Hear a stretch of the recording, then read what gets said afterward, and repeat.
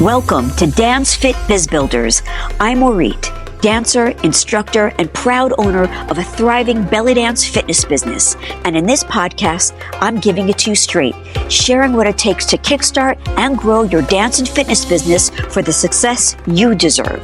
Whether you're a seasoned instructor, a passionate performer, or dreaming of turning your love for dance and fitness into a thriving career, you're in the right place. Lace up those sneakers and pull on those dance shoes and get ready for truth smacks, tips, and inspiration. Let's do this. Hello and welcome to Dance Fit Biz Builders, episode 64. I'm Orit, your host, and boy, are you in for a treat. Today, I have the absolute honor of sharing the mic with a true icon in the belly dance world, and her name is Tamalyn Dallal. Now, if you've ever been in belly dance for more than 5 minutes, you've probably heard her name. She's been dancing since 1976, has taught in over 40 countries, directed one of the most influential dance schools in the U.S., and was one of the original belly dance superstars. How cool is that? Also, Tamalyn is not just a dancer. She's an author, she's a filmmaker, and she's a mentor to hundreds of dancers who've gone on to build careers of their own, and really famous dancers too. And what amazes me the most about her is that she is still in it. God damn it, in her ripe, beautiful, mature age, as am I. And she's also still learning, and she's also still showing up, right? Still teaching in person and online, and she's doing it her way. And that's what we're going to talk about. Hello, Tamalyn. Thank you so much, and welcome to the podcast. Thank you. Thank you for having me. Of course, absolutely. So let's rewind a little bit. You've been in the dance world for a long, long time, and you're still actively teaching, okay? Mm-hmm. I want to know, can you tell our listeners what keeps you going? What was your why then compared to today? Okay. In the beginning, I didn't go into it to teach. I did it as a hobby. My first 4 years, I never even thought about being professional. It was something... I was working with refugees, I was translating, I was teaching English, all these, I had a different life, but belly dancing was my hobby. And, but I would always bead costumes. I had wanted to be a fashion designer when I was a kid, and I always made my own clothes, and then I would bead my costumes. Back then, you couldn't buy costumes. You would make them from scratch, every little bead and sequin. And so I had a belt that I was beading on my desk while I was making phone calls. And we had a temporary worker who was, who came in, to fill in for a secretary who was sick, who was an opera singer who had sang all over the world. And I knew I always wanted to travel. And that was my dream, was to travel the world. I didn't know how it was going to happen. And this woman says, well, you belly dance. You could belly dance around the world. And she gave me examples of people who did it. And she sang in the Rome Opera. She sang in 18 languages in all the hotels. They had sent her to different countries. And I was like, yeah, that's what I want to do. Another couple of years before I could even, get independent and call myself professional. And I loved the music, the dance, the costumes, making the costumes and designing them. I was wanting to be a traveling performer. So I wasn't even thinking about teaching, but I taught English. So that can cross over into teaching dance, which I did, over the years. My main focus was performing. And what really made a big shift was I went to Egypt in 1990s. And back then you didn't have all the guidance when you went to Egypt. You didn't have festivals, you didn't have people that had a place that they would rent out for dancers. We have all that in Egypt now. I just landed and I had to find my way. How am I going to see these famous dancers I'm looking for, such as Nagwa Fouad, Soher Zaki, Azza Sharif, Fifi Abdo. And those are the people that I saw sometimes through lucky breaks, because I don't know how I found them. And they were in big hotels. They were household names. They were highly respected. And it was very different from what was happening in the US, because at first I found I was more respected when I first started, but there became a time where people, they would just think that that we were strippers or whatever. That comes up repeatedly. It still does. And back then they didn't have respect for strippers. So they'd see the belly dancer and it's like, oh, take it off or whatever. A lot of stuff like that was happening and really stupid stuff. So when I saw the way it was in Egypt at that time, those women were just like, they had their own bands. They dictated what they did. And I was like, oh, we need some education. So I decided, I didn't know what I was going to do, but I was like, do I make a newsletter? What do I do? And I finally decided to open a studio and start teaching. And the first 4 years, I didn't make any money. The only money I made was performing. And I had to give up my apartment. And I slept in a storage room in the studio the first 2 years. And then the studio was in this building that was really a flop house hotel. I mean, there were a lot of criminals in there. Every time they made a law that every time that the police came, the owner of the building would get fined. So I told the owner, I said, how about if you let me manage the building and then I'll get artists to move in. So what I did, he put me together with the handyman, and we did have to throw a lot of people out, but there were also a lot of seniors. They were really nice, and the seniors and the artists got along together. And so I got a free hotel room. So I lived there for 3.5 years. And then finally, I was able to make some money teaching after 4 years. I didn't make money running the school teaching or anything. I had like 14 teachers. At first, it was international. It was a lot of Haitian, Cuban, yoga. We had Jamaican dance for a little bit, West African, ballet, jazz, modern. It was like so many different kinds of dance.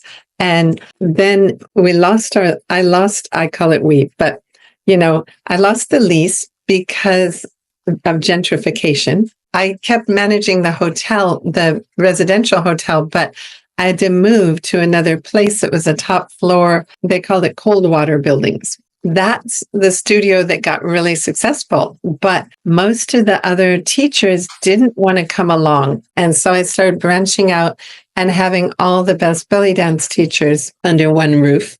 And so it was a full-scale school. So all these things that happened caused my why to change, because in the beginning it was as a performer. Then it was wanting to prove a point that this is an art, and also joining forces with other international teachers of other dance forms gave it more respect, reframed it into a place where, oh, this is another international dance form. So it kept going that way. And then when it became more belly dance and less of other kinds of dance, it was like, but people still see us in this commercial way. They see us, in all these, weddings and birthdays and restaurants and stuff like that.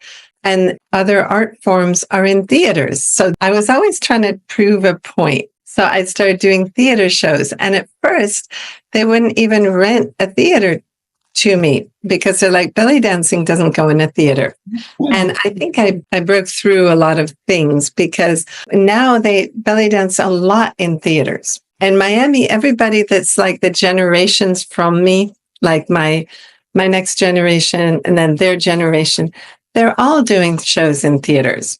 So I'm always rebelling against the status quo. I guess that's my why, because then I was running the school for 16 years.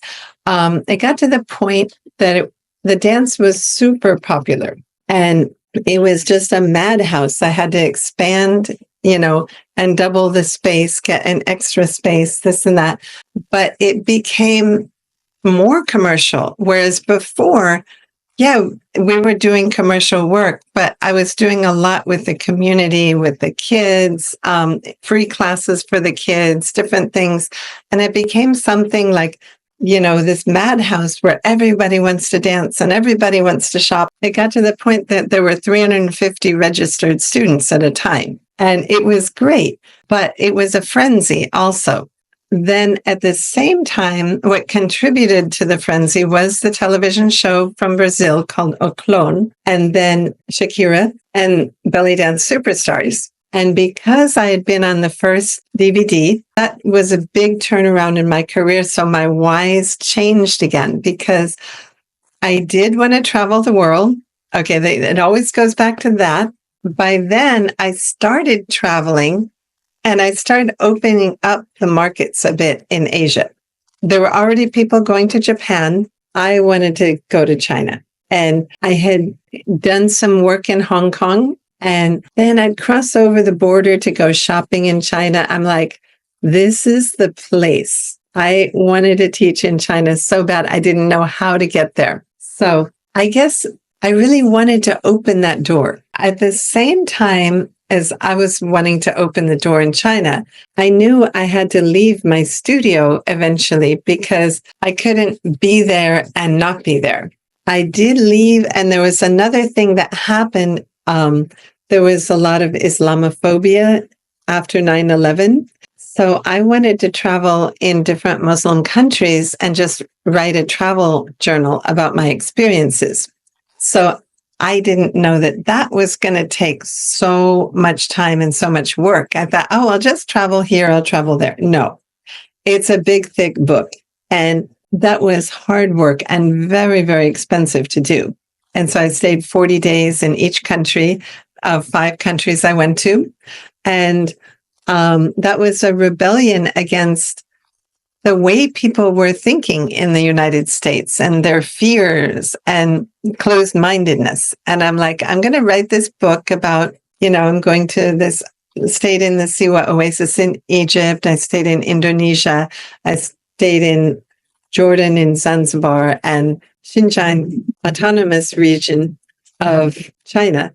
That changed my whys a lot too, because of the superstars, even though I was no longer in the superstars, I was known and I was getting booked right and left to travel all over the world. And they wanted the commercial stuff. And I was seeing the way people were dancing at home and spending time with local people. And I wanted to talk about what I was experiencing.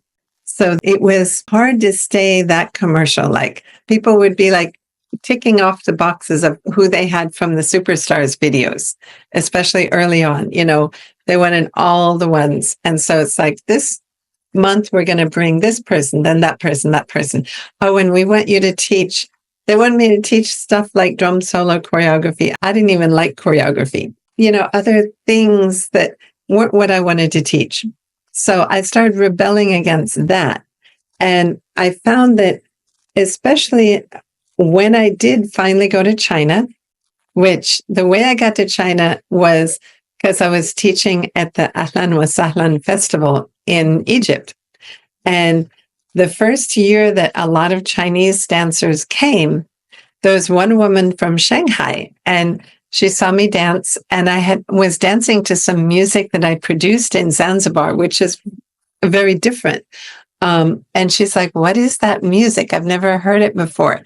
And she really resonated with it. And then she's like, I want to bring you to China. I'm like, oh, sure. And so I started going. She still brings me. Well, I haven't been for 5 years, but she's bringing me this year. So that started my whole relationship with China. And basically, it got to a point where I really wasn't doing much in the US. I was working almost entirely going back and forth to Asia. So I kind of felt like I lost connection with the US until the pandemic. So I was doing that for 12 years. And then the pandemic hit and changed everything. Basically, I'm just teaching online and some teaching. Now, this year, I have some workshops.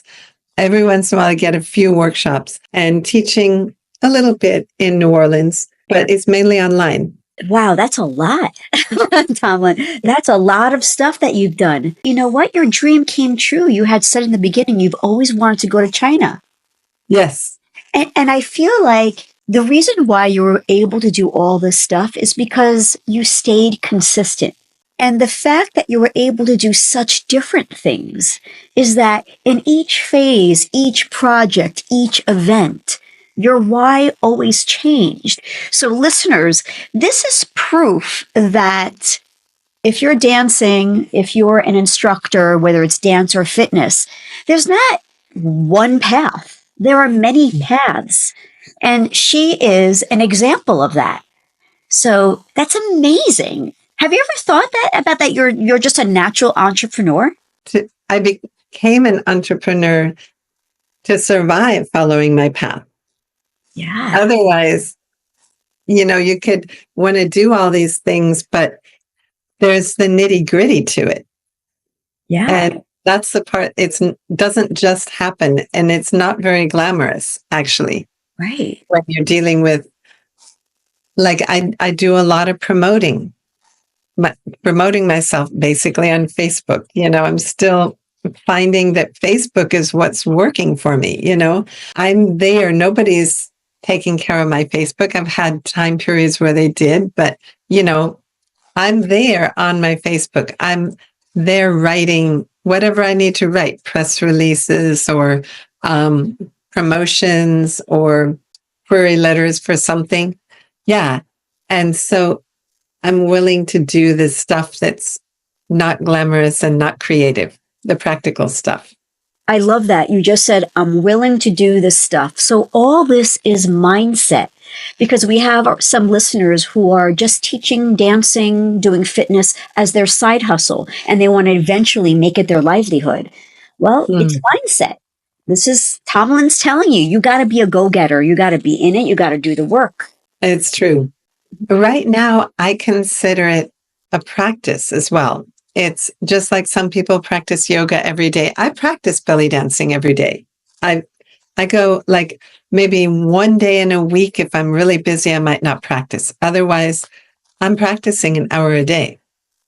And I practice for my classes. And if I'm teaching a workshop, like recently I taught a 3-day workshop in New Orleans, it took me a long time to put it together.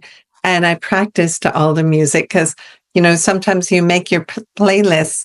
If you do not practice to them and practice what you're going to be teaching, you get surprises. They might change rhythm in the middle or something. Yeah. So I need to know what I'm doing before I get on camera or before I teach a workshop. And another thing, when it comes to workshops or any event, anything that I produce, that like I produced my own workshop here in New Orleans or some events, there's an art to that. Like it can't be just like you get a place and you teach, but you get a special place that's surrounded by other special places. Like I was really happy with the place I got this time because it was an old church that had been deconsecrated. And I brought my mirrors from home, put them in the church. It was like gorgeous. And the janitor, oh my God, he was adjusting the lighting and this and that. It was magical. And there was like two food halls right nearby and a grocery store, and the hotels were within a couple blocks. And I think it's important to set the stage for what we're doing. You see the potential in everything that you do. And it's not like everything goes smooth. One thing when we're an entrepreneur or an artist, we have to also accept failure. Because, behind every, like they used to say, behind every overnight success, there's years of picking themselves back up. Yep. Yeah. Yep, absolutely. Or maybe thoughts of just throwing in the towel too. Yeah. Yeah. Yeah. It can happen. So, Tamalyn, first of all, to my listeners, I take Tamalyn's classes, and what I found really, really cool is that the way she promotes, how she offers the path for her students to get the replays, to get the Zoom links, it's very, very lean, nothing fancy. And I'm Mhm. like, God damn, anybody can do this. Everything's low cost. Is it true that Mhm. like all you're doing is paying for your Zoom? Yeah, I mean, there's Zoom and iCloud, and it's, you know, a good Zoom, not a bad Zoom. And yeah, my Wi-Fi. I mean, I have to keep my costs down because it's not like I make a lot of money either. So, and my equipment is simple. Once I got my setup, I have my system, but it is it is lean. Yeah. Yeah, I know you make it work. You can Mhm. still make money. I mean, Yeah. so there's no excuse for those who think they need to have fancy funnels or high tech this or like a beautiful studio. No, no. No. No, like when I first started and when the pandemic happened, and I had no idea, I'm not a very techie person. And then one of my friends, so who's a photographer, she's like, you need to get a ring light. Then other people like, you need to get this camera, you need to get this lens. And I got a few things, but I haven't been using those things. Great, but you figured it out. You know what works for you. Yeah. Psst. Hey, you. Yeah. The one who's spending hours prepping for your classes and hoping students come back and you're feeling like you're guessing your way through. Dude, I've been there. Guess what? It doesn't have to be that way. Inside the Sharkey Instructor Academy, I teach you how to lead with clarity, lead with confidence, and with a method that actually works for both you and your students. Less stress, better classes, and more income. Can I get an amen? Just go to sharkey.com/teach to learn more and join us. That's SHARQUI.com/teach. So you always have students who come back. You have great retention. What is Hmm. it? Because on this podcast, we talk about how to retain students because I firmly believe that it's the people who you retain are more important than bringing new people through the door because it's the people who you retain that are going to organically market you, right? Through word Oh, of mouth. yeah. So how do you retain these students? Are you doing something outside of the class to help retain them? I just, I care about them. That is one thing I really care that they do well, that they succeed, or, it doesn't mean that that's their career, that they have to succeed in their career, but that they're happy with what they're doing. If they're just doing it as a hobby, as even just as exercise, I want them to feel successful in that. And how does that manifest? Are you then emailing them afterwards, messaging them? How does that work? Um, Basically, I make sure that I don't want them to feel lost. Like, you know, if I'm adding a lot of layers and I know not everybody is ready for as many things as I'm doing, I make sure and say, you don't have to do all this. The basics are that's what you have to have. All of, like I said today, it's like extra spice. I don't think people should feel bad about being at a different place in the dance than somebody else. Um, I always answer their questions if they write to me. And, some people, we have friendships online. That's amazing. You really exude that in your classes. So are you do you email your email list once a week? Are you sending out newsletters? No, I do send messages to everybody by email to let them know when classes are starting. Um, I have a Facebook group that I'll post different things. I'm not like totally regular about it. It's still more promotion, but I do once a month, I write everybody individually.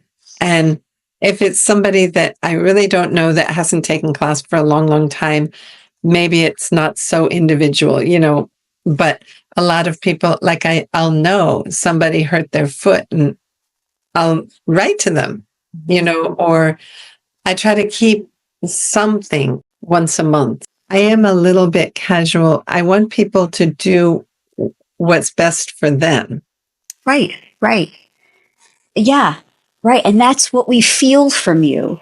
So that's really, really interesting in how you designed your business, because I teach email funnels that you send an email every week. There are email sequences, but it doesn't have to be that way.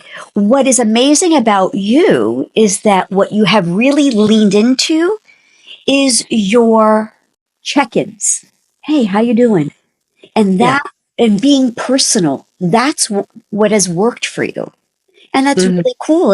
And so listeners, so look, she's successful. She's not doing an email funnel, a newsletter every week, what have you. But I like the idea of newsletters every week. Oh, okay. So Yeah, I I'd be think it's curious. great. Yeah, but if you were to start a newsletter, I wonder if you would get even more people. I'm just curious. It'd be a cool experiment. It would be. Yeah.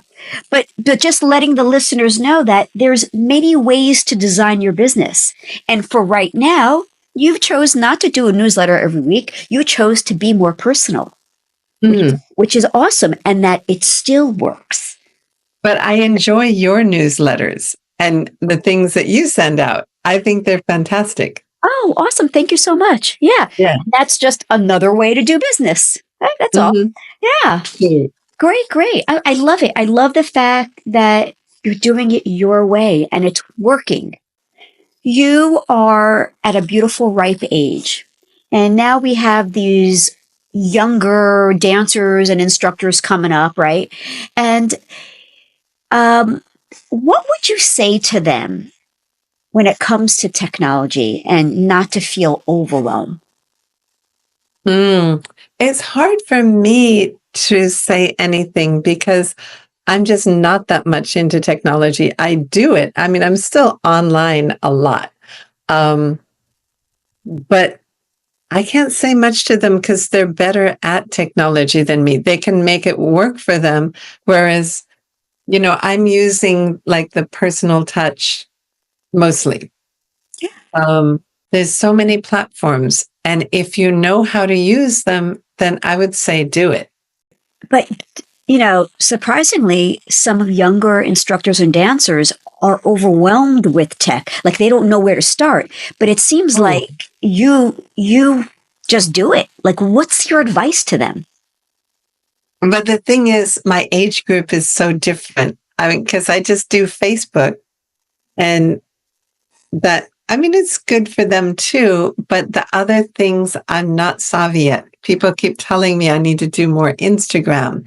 It's not doing anything for me. I think they should be giving me advice because I'm mainly doing Facebook. A lot of the students also, I have young students too, but I have a lot of women around my age that are taking my classes. So it's totally good for me. Awesome. Yeah, because that's where those people of that age or they're on Facebook, a little bit younger on Instagram, very young on TikTok. Yeah. Right. Yeah. But it seems like you've gotten off the fence to figure it out. Why not them? Because you'd be surprised how many young people don't know how to do social media. Really? Don't know anything about the webcam or whatever. You'd be surprised, but I'm in it. I mentor instructors. So now, what about Facebook? I want to talk about promotion. What do you do for promotion? Like literally, what type of posts do you put on Facebook? Okay. Basically, once a month, I have a poster that, my friend Christine Yaven in Indonesia, she's so sweet. She makes my posters once a month. And I use that a lot. I put it, I start like if the class starts, let's say in July, I start around the 19th or 20th. of the previous month and just putting it in different groups, that belly dance groups.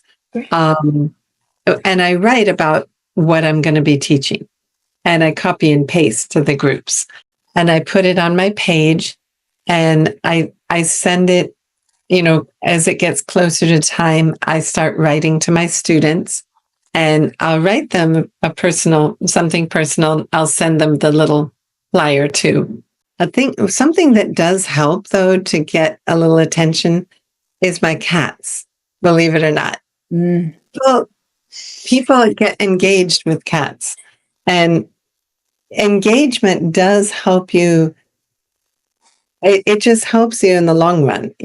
Sometimes I'll put something that nobody's interested in. So it's nice I put it because I wanted to, but they were interested in my cats. Okay. It's a little clip of my dancing. Or, what I do, actually, this is something that I always do after each class.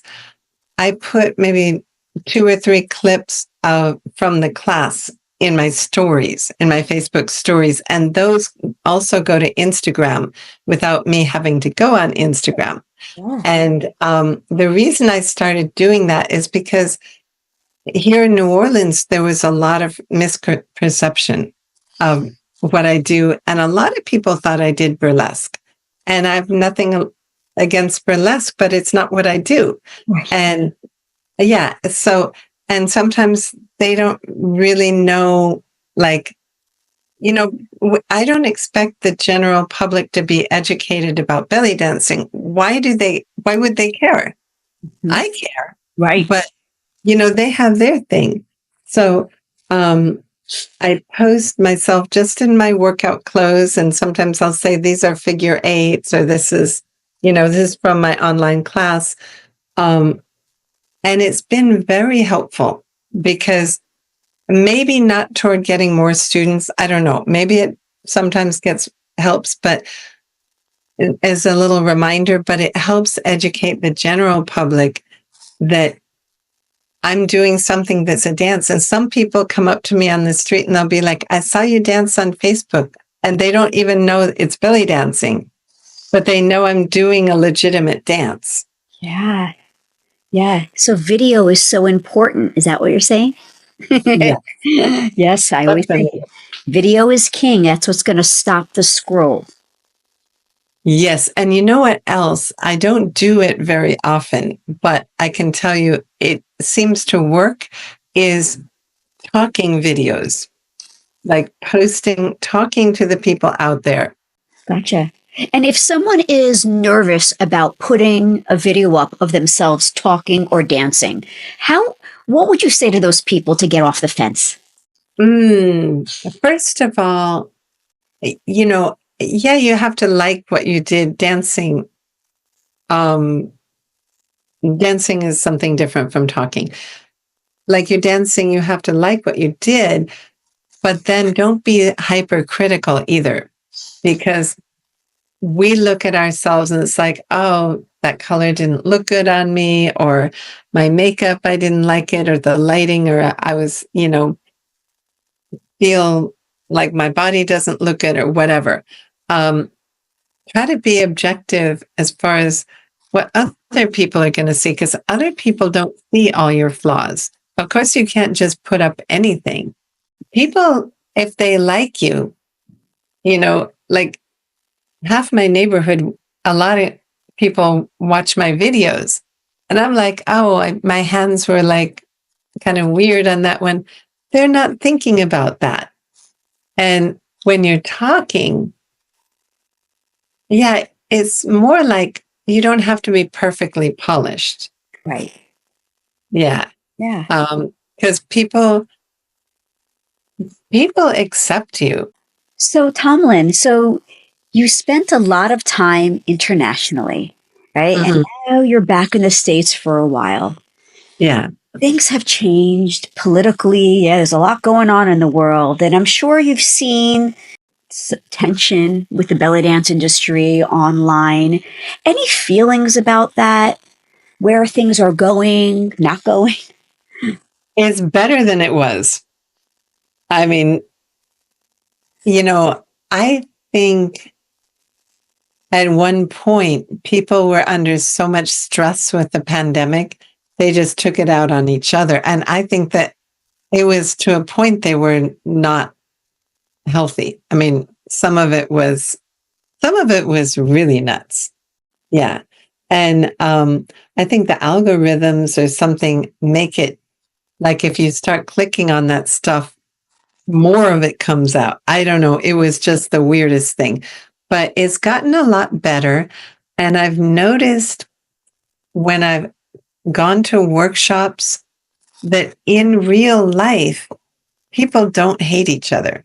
Like you'll see people in one room that like, I know they would tear each other up on the internet and they're sitting and having lunch together.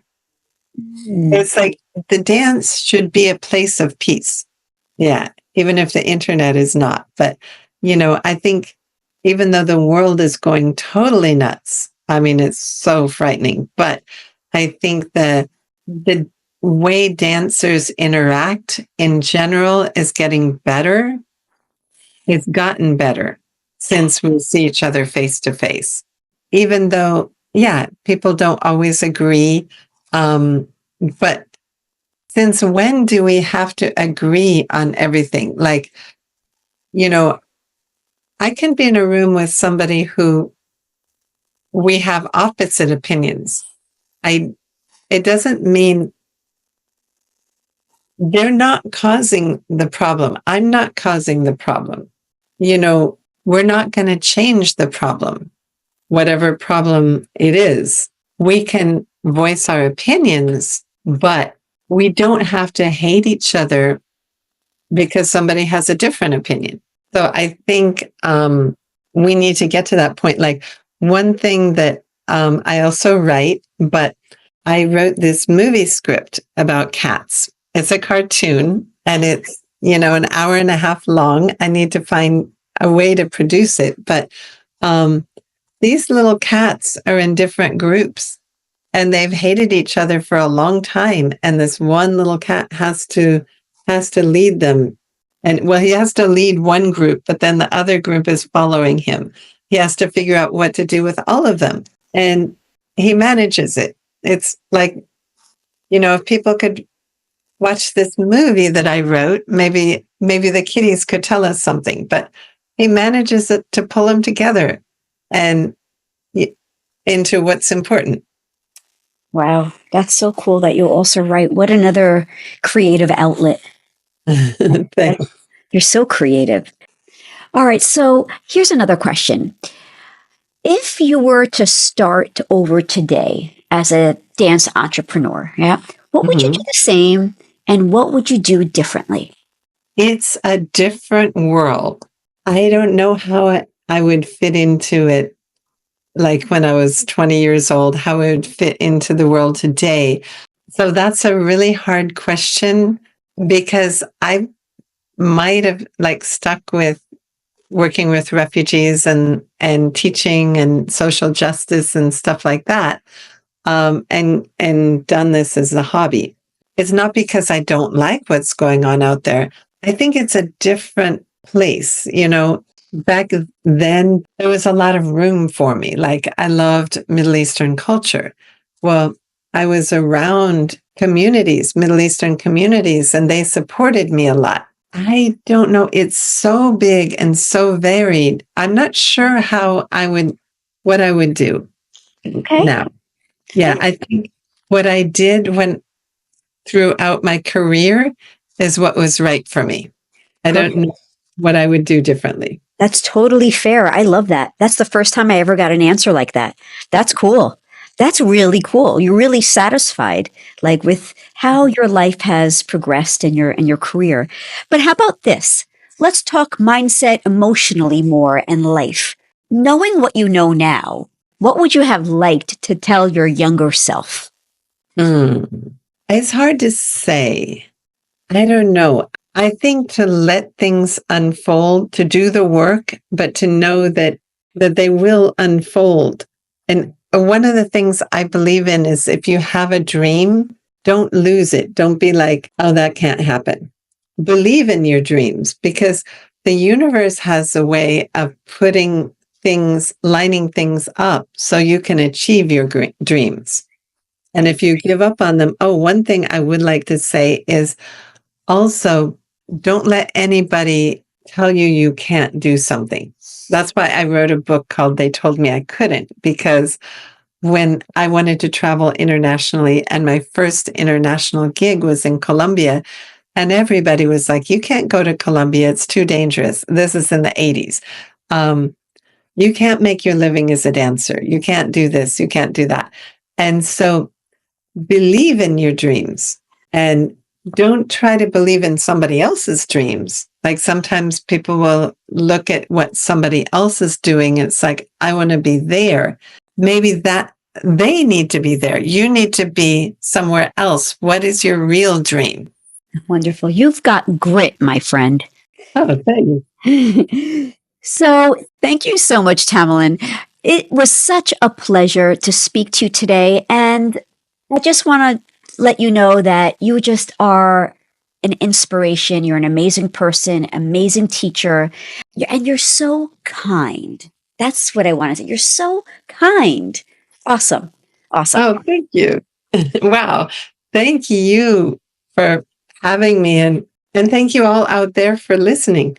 Of course. And we'd love for you to take us out with our signature outro. All right, folks. Until next episode, go and kick ass. Thank you, Tamalyn. I love it. I never say kick ass, but I meant to.